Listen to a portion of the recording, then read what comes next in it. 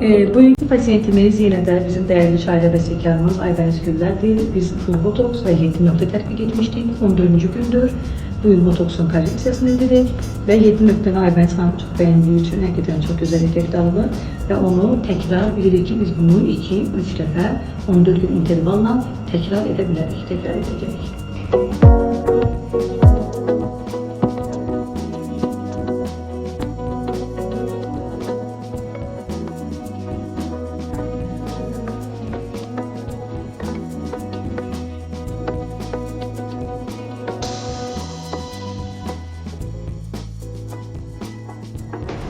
Bugünləri yenə də gözəl həkimimiz, köçüb cərrah mütəxəssisi Səknə xanımın yanındayım.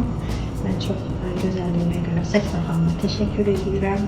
Həqiqətən də bu 15-20 gündə sifətimin nə qədər fərqli dəyişildiyini gördüm. Əllərinə sağlıq, əməyinə sağlıq. Mən müraciət edirəm gözəl xanımlara. Gəlin və gözəlləşin. Çok sağ olun. Bizi güvendiğiniz, seçtiğiniz için ben de size teşekkür ederim. Ve neticemizi gördüğümüz için ben de çok sevindim. Teşekkürler. Çok sağ olun.